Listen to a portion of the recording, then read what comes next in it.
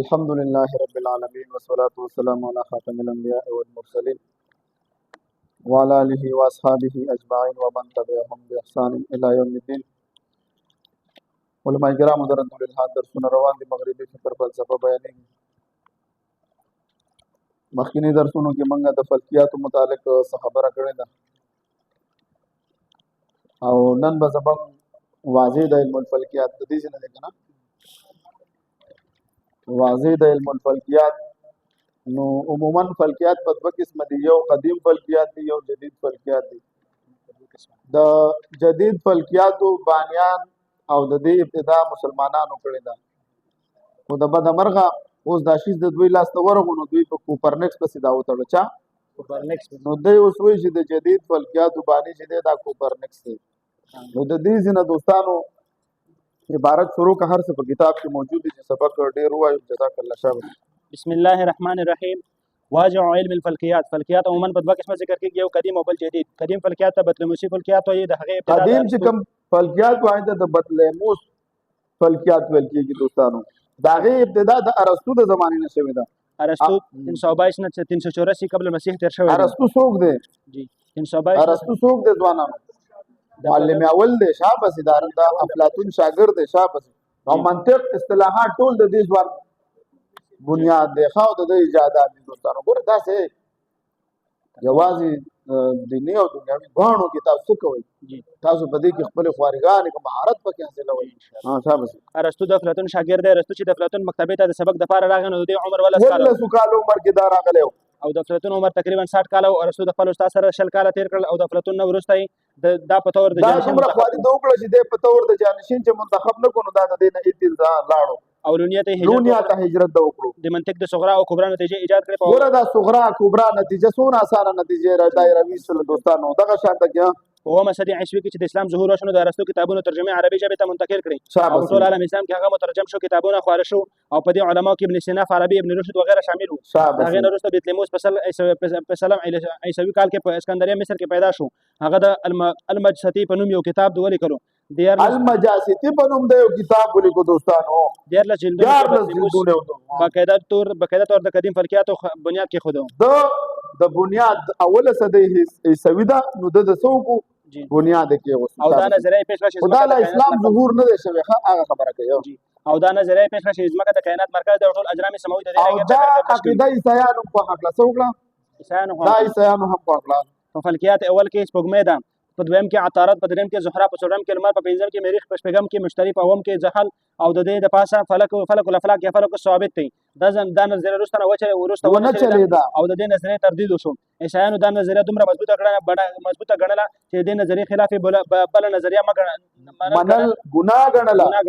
ځکه د عیسایانو دا نظریه چې حضرت عیسی علیه السلام ځمکې ته راغلی دی نو د کائنات مرکز د ځمکه ده. د هیئت جدیده واضع یورپي مصنفین د هیئت جدیده وضع کوپرنکس ګڼي. دا په کال 1403 عیسوي نه واخله تر 1573 کې پیدا شوی دی، 1543 کې عیسوي پورې تیر شوی دی. مګر حقیقت د دې خلاف دی ځکه د هیئت جدیده نظریه ایجاد کوونکي مسلمانان هیئت دانان دي. دا خبره مشهور تاریخ دانان لیکلي ده لکه فلف کې حتی په نوم دا چې دا مشهور پروفیسر دی دوستانو. د خپل کتاب تاریخ عرب صفحه نمبر 304 کې لیکلي ده. ابراهیم الفزاري تاریخ وفات 777 عیسوي ده. اولنی مسلمان دی کوم چې استرلاب جوړ کړی دی. د مامون په دور کې ماهرین د فلکیات د ځمکې تقسیم لپاره نهایت باریک امور انجام کړل. فلپ په ټول باب کې د مسلمانانو د فلکیات په کارنامو باندې لیکل کړي دي. کوپرنکس اصول 4 اوس موږ کله خبره کوو مخکې سنا د مسلمانانو تاریخي کارنامې ذکر کړي دي. دلته د کوپرنکس اصول 4 ذکر کیږي. شابه. د کوپرنکس د خپل نظریې بنا څلور اصول باندې مرتب کړي دي. اول ویلي دا چې د خپل نظریات پیش کول دا ویل چې دا ټول اجرام چې دی راسونه اجرام چې دی سیاري چې څونه دي کنور د سپوږمۍ شول، انور شول، مریخ شو او زمره شو، دا بر په اواګي معلق دي بس غیر چا پیره ګرځي راګرځي. اول تمام اجرام په فضا کې معلق دي. دویم د نظام شمسي مرکز لمر دی. دریم ځمکه محوري حرکت کوي د کوم په وجه چې آفتاب طلوع او غروب کیږي. څلورم ځمکه په خپل مدار کې گردش کوي د کوم په وجه چې څلور موسمونه پیدا کیږي. د فلسفې تعریف اوس دا دي چې پورې بس فلسفه ستوي سنا سګوره د فلسفې سره تعلق پکار دی. مبادی فلسفه او اصول فلسفه، معین الفلسفه دا ستاسو بنیاد دی ښه څه شی دی بنیاد دی دا به ګورئ ورپسې ښه جی جی ځکه چې په فلسفه کې تاسو ته په منطق او په دې اصطلاحاتو کې د ملحد خلاف تاسو ته ډېر مواد ملوي په جوهر او په عرض کې او په دې ټولو دا کې حساب كلمة يونانية بمعنى العلم فلسفي تعریف څه شی دی کلمة یونانیه بمعنى العلم والحكمة مركبة من فعلاء بمعنى الإثار والحب ومن صفاء بمعنى العلم والحكمة فلسفه یوناني ژبې لپاره په معنا د علم او حکمت سره دا مرکب دی د فعلاء او صفانه فعلاء په معنا همدردي او محبت سره راځي او صفاء په معنا د علم او حکمت سره راځي دا دغه ما کړو نو دا زما مقاله رد الحج چاپ شوی نن 3 کاله مخکې یو کس په دې اعتراض کړی یو د کوارټ طرف ته یو دغه پروفیسر موردن دا موږ ځان نه نه دی کړی دا هم کتابونه راغستې مې فلسفه په مختلفو معنو سره استعمالېږي دا بس په شروع کې د فلسفي الفاظ په حقیقي معنی کې مستعمل بیا د علم الهیات کې د علم وحی په مقابله کې استعمال شو یعنی غور فکر کول سره سيزونه حقیقت ته رسیدو لپاره مستعمل شو او د متعدد معناګانو لپاره استعمالېږي اول لکه د شان نظریه یا د شان نظریه یا د کوم جماعت عقیده او نقطه نظر فلسفه په مختلفو معنو سره استعمالېږي اول لکه د کوم د چا نظریه د کوم جماعت عقیده او نظر راځم جی لکه د داروین نظریه او د مارکس نظریه د ستالین لکه مارکس نظریه د کارل مارکس څه حکم لکه د ډاروین نظریه د چا ډاروین نظریه د دوستانو لکه دا منیر شاکر هغه یو بیان وی محققین وایي چې محققین وایي او محققینو کې په خپل باندې یو تصویر دی چې یو د کارل مارکس دی یو سره د دې منیر شاکر تصویر دی ما ورته خودلو نو تی بیا ادبی کې نو ما بیا ادبی نه کوم دا محققین دي تاسو ته مې خودل یا نه نو ډاروین نظریه پیش کړي چې دا انسان ارتقا شوی دی ایولوشن شوی دی چې دا انسان د چنجونه په مزه مزه غټېدو بیا سمندر ته لاړو بیا سمندر نه کینچوالو بر راغو بیا دا پیپړې ختم شو اوس په من کې پیپړې دي په میانو کې ګلبړې دي چې دي ګلبړې په من کې پیپړې دي دا پیپړه چې پتا کې نه دا زمنګ سا اکسیجن په دې سره کېږي هغه کې ګلبړې دا کې هغه په هغه ته اوس سو نشته ضرورت نشته نو پیپړې د ختم شو له ډیر شي نه پکې ختم شو بیا دا په مزه مزه بیا شادوګانو ته منتقل شو بیا ډس پېته کاله مخکې د دوی نه پیدا شو څه اوس د دې تر ځامن ګوریلا چمپینزي بنمان سو انسانان دا بولیدین او دا منیر شاکر دا ډله ده منیر شاکر شاګردانو ته په صراحت په وي هغه وایي چې آدم علی السلام دا انسانان د آدم بچی نه دي دا د چا بچی دي دا د چنجو بچی دي دا د په صراحت دې د لخيب یو سړی ویلو ما سره د ټوپ والو بل ویلو دا غز او دا میدان دوستانو نو لکه دا اوس د مسلمانانو کې داسې عقیده ورکړه چې دا انسانان چې دي دا لکه دا اوس فلسفه ده څه نه فلسفه ده خبره کې راوړل شي چې آدم یو خدای دی او هغه اولي پیغمبر دی دا وایي چې د پیغمبر د دې کې د پیغمبرۍ نه انکار کوي او په دې ځکه دا د انسان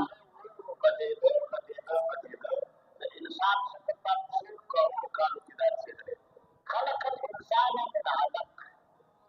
علق اشاره ده کله کله چې ځای وي باندې چې کله مارو په څه په کوله کې نه راوځي بیا په کې خطي اشاره متخلق وي اشاره د اردو کې جوړ کوي عربي کې علق وي خلق الانسان من علق جمع بیان کا تبری سے چې لفظ واحد نه مراد آدم دی چې یو آدم نو بس هغه بیا خپل پیدا کوي کله کله خلق دا یو آدم نه پیدا دا پکې یو راځي آدم کا علم له ټول دنیا باندې آدم کا ټول دا ټول دنیا ټول آدم کا سړي دا ټول دنیا سړي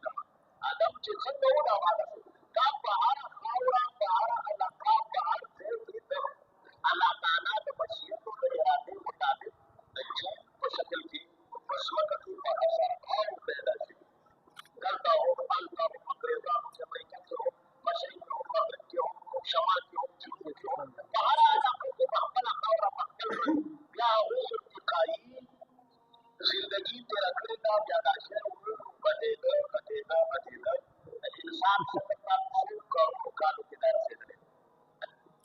دا ودی کته نو دلته دا ډارون چې دا سړی دی دارون دا سړی دی چې دا د ارتقا نظریه پیش کړو دا منیر شاکر هم د پس ور روان دي دوستانو ها زما کې اوسه د مارکس نظریه د اسټالن فلسفه مارکس کارل مارکس چې د نظریه پیش کړو د اشتراکي نظام چې اشتراکي نظام اشتراکي دا نظریه او افلاطون پیش کړو خو به وروسته دا نظریه پیش کړي چې به د اوس دلته په دنیا کې کیپټالیزم دی چې سرمایه‌دارانه نظام د نو په مقابله کې د اشتراکي نظام داغه دوی سي دي یو سیاسي نظام دی بل معاشي نظام دی سیاسي نظام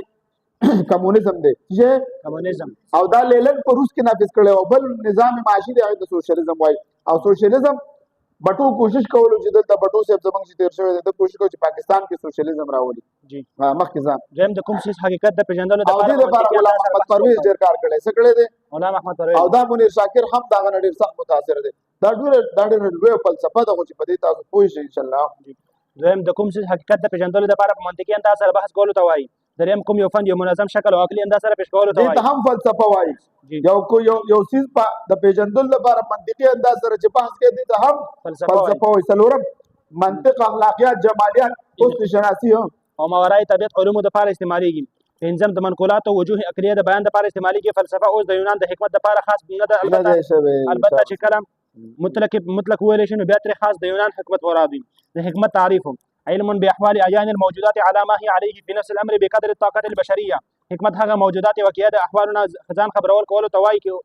کوم چې په نفس الامر کې موجود دي په اندازې د انسان د طاقت سره حکمت په دوه قسمه دي یو عملی دی یو نظری دی اول حکمت عملی عبارت ده حکمت نه کوم چې بحث کوي د موجودات حقیقي نه او هغه موجودات زموږ په اختیار او قدرت کې وي لکه لمونځ کول او نور اعمال دویم حکمت نظری یعنی هغه موجودات کوم حقیقت پیژندل چې زموږ د اختیار نه بهر وي لکه اسمان ځمکه حیوانات نباتات جمادات وغیرہ د دې حکمت مقصد دی چې د قوت نظریه یعنی د عقلي علومو په ذریعه انسان دا وپېژني تعریف د علم دوستانو دلته اوس یو موږ تاسو بحث د منطق دا تاسو ویلم دی خو بیا درته بیانوم چې تعریف د علم دا ممکن دی او که ممتنع دی که متعثر دی او که متعثر دی په دې به خبره کوو په دې کې درې مذاهب دي څه شي دي یو جمهور دی یو امام غزالی رحمت الله علیه دی او بل امام رازی رحمت الله علیه دی درې وانو دا ذکر شوی دي زه پکې تشریح نه کوم زر عبارت به و چې بس سبق ته ځان ورته شاپ جی د جمهور امام غزالی رحمه الله په علم نظری دی او ممکن التحديد دی مگر جمهور وایي چې متأثر التحديد دی او امام غزالی رحمه الله فرمایي چې متعاصر التحديد دوستانو امام غزالی رحمت الله علیه جمهور وایي چې دا علم څه دی دا نظر ته احتیاج لري دوستانو جی هو لیکن ممکن التحديد دی نه ممکن دی تعریف ممکن دی چې تعریف بیان کړي او جمهور وایي چې متأثر التحديد دی آسان دی او دغه څه وایي امام غزالی وایي چې ډېر سخت دی دوستانو هغه ولې سخت دی او امام رازی رحمت الله علیه وایي چې علم بدیهی دی لیکن ممتنع التحديد مطلب ممکن دی حد معلوم دی بدیهی خبره دی ضرورت نشته د چا تعریف اصل اول خدا ما پیژنو چې دا ګلاس دی بس په بس کم فرض مثال نو دا څه دی ممکن دا بدیهی دی او ممتنع التحديد دی هغه په پدې کې دا کې فرق د علم په تعریف کې درې مذاهب دي اول مذهب د جمهور دي دویم مذهب د امام غزالی رحمه الله دریم مذهب د امام فخر الدین رازی رحمه الله دي اول مذهب د جمهور دي جمهور مذهب دا چې د علم حد او د علم حد او تعریف ممکن دی متأثر هم دی دا جمهور وي او دا خبره صحیح ده ځکه د علم د لپاره جنس او فصل سره چې جنس ذکر جنس ورته ولې سره ځکه چې علم داخل دی د مقولات او د عرض نه مقوله ورته جنس دی ځکه چې مقولات اجناس دي د لپاره د ماتح د خپل او فصل ورته ځکه چې چا د لپاره جنس وي خو هغه د لپاره په فصل نه وي تا د جنس دی نو تا تر دا فصل شری چې تاسو کی ستا اوس منګ په جنس کې غورالو پټول خو به دا انسان حیوان ناطق شو د نطق دا فصل دی زموږ د لپاره کړ فصل قریب دی کنه نو هغه په ځمانه موږ څه کیږو نو هر کله چې د علم د لپاره جنس او فصل ثابت شونه د علم د لپاره حد او تعریف ثابت شو نو معلومه شوه چې علم د لپاره حد او تعریف ممکن هم دی او متأثر هم دی منطق دا بڼه بس یقینا درته وایم چې منطق سره د شوق وکنه ځکیږي بده ورختا کېږي ورته نه او منطقي سره خبرو کې بسې چالاک او تاسو لپاره خو ضروري دي مناظرې نشته چې تاسو کوي سړی په خپلو خبرو کې راټینګ شابه كل ما له جنس فله فصل كل ما له جنس وفصل فله حد كل ما له حد فهو متأثر التحديد ده مذهب امام غزالی کوئی شولې په دې کې دا اول مذهب ته جمهور علما کرام دوی مذهب امام غزالی رحمت الله علیه فرمایي امام غزالی رحمه الله فرمایي د علم د لپاره حد او تعریف ممکن دی خو متعثر دی یعنی سخت دی ځکه چې دارومدار د حد او تعریف په امتیاز د جنس او فصل وي د ارجام او عرض خاص نام او امتیاز د جنس او فصل عرض عام او خاص نه مشکل دی د علم د لپاره حد او تعریف راتل متعثر دی جمهور امام غزالی رحمه الله په نس د علم نظری دي او ممکن التحديد تهدید دي مګر جمهور وایي چې متأثر تهدید امام غزالی مولا فرمایي چې متعاصر تهدید دي. دریم مذهب د امام فخرالدین رازی رحمه الله دی. امام رازی رحمه الله فرمایي چې علم بدیهي دی او ممتنع تهدید دي ځکه چې حد او تعریف د هغه شي لپاره کولی شي کوم شی چې نظري وي او علم بدیهي دی دا علم بدیهي دی ځکه چې علم مبدا او د ځکه چې علم مبدا د لپاره د ظهور د نور اشیاء نه ګوره علم مبدا د لپاره د ظهور د نور اشیاء کچیرته علم نظری شو ظهور د علم حاصل شي په حد او تعریف سره وجود د ما بالعرض براشي بدون د ما بالذات نه نو معلومه شو چې علم بدیهي دی. دوستانو دې پورې موږ تاسو دغه اوس راځو د علم اصطلاحات. دوستانو اصطلاحات د علم په کومو خبرو سره انسان د علم حاصلېږي. دی وی کنه زمونږ خو دلته زمونږ دا پیریډ د الحاد خلاف دی چیرې الحاد دی بتاته وي ماته وخیوه څوکه ماته جنت وخیوه ماته جهنم وخیوه ماته فرشتي وخایه زه نه منم. نو ته به ورته وایې چې علم پس سر راځي. نو ته به ورته وایې چې ګوره دا عقلي خبره ده. اسباب العلم ثلاثه الحواس سلیمه والخبر الصادق والامر بحكم الاستقراء ووجه ضبط. اول نمبر څه شی دی؟ حواس سلیمه دي. دا پنځه حواس الله موږ ته راکړي دي په دې سره موږ له مسله. دویم نمبر عقلي استدلالات. لوګي دی ولیدل خو تا اور نه دی لیدلی ته د لوګي لیدل دلالت کوي په اور باندې. دغه شانته کې تاریخ دی دغه شانته کې. دریم نمبر خبر دی خبر صادق تاریخ نه ته خبرېږي. هلکه وایي لاکوهان تېر شوی چنګیز خان تېر شوی ته چې دا خبر نه منې بیا به د ټول تاریخ نه انکار کوي. نو بیا د مذهب په باره کې دا ولې نه منې نه پوهېږي مولوي صاحب منظر سره. اصطلاحات العلم اسباب العلم ثلاثه الحواس السليمه والخبر الصادق والعقل بحكم الاستقراء ووجه الضبط. اسباب د علم درې حواس سلیمه خبر صادق او عقل په حکم د استقرا سره. وجه د حصر علم به د دوه حالتونو خالي نه وي یا خو به د مدرک نه خارج یا خو د مدرک نه خارج او یا به نه وي که خارج نو خبر صادق او که خارج نه وي نو بیا د دوه حال نه خالي نه وي یا به دغه آله ادراک یا به مدرک بنوي او یا به ادراک نه بلکې مدرک وي. او په اولني صورت کې چې دا کله آله ادراک مدرک نه وي نو دا حواس شول. او په دویم صورت کې چې کله د دې په عقل شو یعنی دا عقل شو نو دلته مصنف د شرح القواعد على سبيل التسامح عقل مدرک ګرځول دي. او حال دا چې د متکلمین مذهب دا دی چې کله حواس دواړه آله د ادراک او مدرک انسان دی کوم نه چې په نفس د کسر تاسو ګوره دې لپاره بیا څه کوئ شرح القواعد ورپسې ګورئ. دوستانو موږ په خپله کې سادسه ویله په شرح القواعد نه پوهېږو چې اوس ګوره ماله خوند نه کوي ولې اوس زموږ دا موضوع ده یا دا موین الفلسفه ده. هغه وخت موږ خامسه کې دا نه شامل شوی تاسو به اوس ویلي اوس شامل دی پکې. موږ اوس ماته خوند راکړي مبادی په تصدیق په څلورو قسمه شو. که چېرته د جانب مخالف احتمال نو د تصدیق ته به ځوان ویل شي. مثلا د چا د کراینو اوس په کار دی چې په دې کې ما تشریح کړې وې تاسو ته خو څه وکړم نو وخت سره موږ سره الله پاک دی. مثلا چا د کراینو په ذریعه دا وایي دا به تاسو ورپسې خپله ګورئ دوستانو چې څه کال به ښه باران کېږي چې څه کال به ښه باران کېږي. حالانکه د جانب مخالف یعنې د باران کم کېدو احتمال هم شته دی. نو که دا وایي چې زما ګمان دی داسې کال به ښه باران کېږي داسې به نه وایي چې زما په باران کېدو کې یقین دی. پس که په تصدیق کې د جانب مخالف احتمال نه و نو د اعتقاد او جزم یې راشي. مثلا د چا په خپل عقل نه دا معلومه کړه چې اسلام حق دین دی نو د ادراک دومره قوي دی چې د دې په خلاف اورېدل نه برداشت کوي نو دې مذکوره ادراک ته اعتقاد ویلی شي. یعنې زما د اعتقاد دی چې اسلام حق دین دی. پس که د اعتقاد واقعا علیه السلام خلاف وي نو دې اعتقاد ته بیا جهل مرکب ویلی شي. مثلا چا د خپل عقیدې په ذریعه دا معلومه کړه چې نبي بشر نه وي حال دا چې د اعتقاد علیه السلام خلاف دی نو ځکه دې ته جهل مرکب ویلی شي. او د داسې کس په باره کې به دا ویلی شي چې د نبي د بشر نه کېدو په عقیده کې مبتلا دی. خو که د اعتقاد علیه السلام سره مطابق وي نو دا به دوه حالتونه خیر نه وي یا خو به تشکیک د مشکک سره د دلیل سره مذکور اعتقاد ځایل کېږي ځل کېدای شي یا به نشي کېدلی. اول صورت کې داسې اعتقاد ته تقلید ویلی شي. مثلا یو کس د چا د بل کس د اتباع کوي هغه د خپل مطبوع په باره کې حسن ظن لري. مثلا د کوم څه د حلال حرام کول حرام یا مکروه یا مستحب کېدو په باره کې مطبوع کوم څیز متعلق داسې حکم وکړي نو تابع به هم داسې عقیده لري دې تقلید ویلی شي. لیکن په دې کې دا امکان شته چې په آینده کې د ده په وړاندې د دې عقیدې خلاف کوم دلیل راشي نو کوم پوهېږي چې تابع مخکیني عقیده زایله شي. که دویم صورت وي یعنې اعتقاد د نفس الامر سره مطابق وي او په دې کې په تشکیک د مشکک سره د ځایل کېدو احتمال هم نه وي نو داسې تصدیق ته اعتقاد او یقین ویلی شي. یقین توضیح العقاید دا د شرح العقاید ها دوستانو دې ملحدین نه به تاسو سوال وکړئ. دا خو هغه علمي خبرې په دې باندې غریبانه څه پوهېږم دا استاد دپاره وي چې تاسو په دې کې بیا څه ناسم ورسره مناسبت راشي. د حواسو د غلطېدو ډېر مثالونه دي. ګوره ته به هم دې ملحد ته ووایې چې ته وایې که نه چېرې دې په سترګو وینو زه منم پر سترګو بعضې شی نه ته غلط ویني څه به کوې. اول نمبر د انور دی انور ګرځي که ځمکه ګرځي ځمکه ګرځي د انور نه ګیر چاپېره نور خو ګرځي خو نور په خپل دغه نه مرکز نه ګرځي زمونږ د ځمکه ګرځي د انور نه نور ولاړ دی زمونږ دپاره. ښه اوس موږ له څه په نظر ښکاري موږ خو وینو چې نور روان دی که نه او غروب او طلوع د څه شي کېږي د نور نو زمونږ دا حواس غلط دي که غلط نه دي یا لکه ته چې روانې په ګاډي کې ته روانې تا ته دا خپل ځان روان ښکاري که دا ونې د روانې ښکاري ونې یا ته چې د انګورو دانه انګور روانه په اوبو کې واچو دا بدل د خپل سیز نه غټ ښکاري نو د حواس څه کېږي غلطېږي دوستانو حواس هم ستا غلطېږي نو پته ولګېدله چې یوازې حواسو باندې یو شي ته ځان نشي رسولی بل ما په دې باندې وضاحت هم کړی لکه د دې ډیسک مثال مې درکړی چې اول به ته دا په حواسو ثابت کړي بیا به په عقل ثابت دی بیا به نقل هم تا ته د دې دغه درکړي دغه شان دی چې موږ دنیا کې موجود یو عقل نقل او خبر صادق دا ټول پکې شامل دي د حواس د غلطېدو مثالونه بس ته کوي وای ها نن په کار دي چې دا دغه ته موږ رسولې دا ټول د علم اصطلاحات دی ډېر ښایسته بحث دی ټول منطقي بحث دی په دې کې ډېر خوند یې وکړو یاره نو دا ټول اوس بحث دا غزي پورې دا